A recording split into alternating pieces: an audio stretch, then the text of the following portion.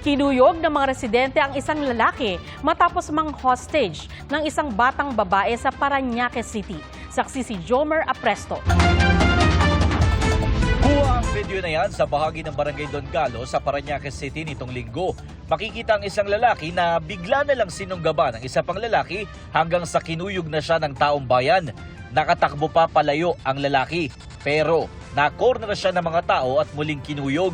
Ayon sa pulisya, hostage taker ang lalaking ginulpi sa video. Habang ang lalaki na unang sumunggab sa suspect, isang pulis na nakasibilyan. Bago ang insidente, makikita ang 43 anyos na suspect na pumasok sa Bulungan Public Market pasado alas 12 ng tanghali.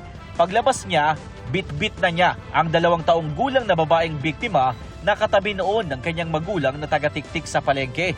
Sinubukan pang pigilan ng mga tao ang suspect pero hindi sila gaanong makalapit dahil may nakatutok na kutsilyo sa biktima.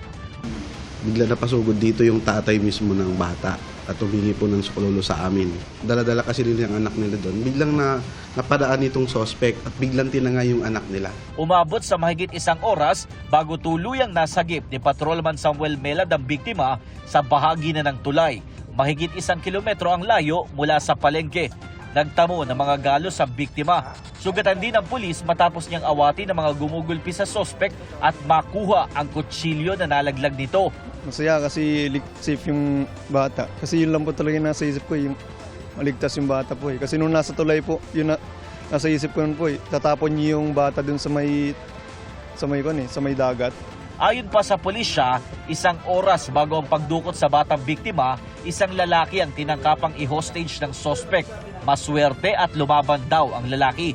Sa panayam ng GMA Integrated News sa suspect, sinabi niyang galing siya ng Samar at 2 linggo pa lang siya sa Metro Manila.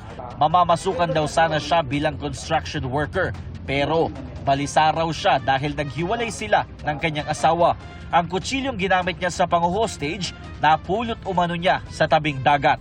Nagsisisi ang suspect at humingi ng tawad sa pamilya ng biktima. Siyempre, hindi mo gusto maghiwalay kayo ng asawa mo. Sobra sirang pagsisisi ko. Maharap ang suspect sa patong-patong na reklamo tulad ng serious illegal detention, child abuse, alarm and scandal at illegal possession of bladed weapon. Sumailalim naman sa assessment ang biktima kaugnay sa trauma na posibleng iniwan ng suspect. Para sa GMA Integrated News, ako si Jomer Apresto, ang inyong saksi. Mga kapuso, maging una sa saksi. Mag-subscribe sa GMA Integrated News sa YouTube para sa iba't ibang balita.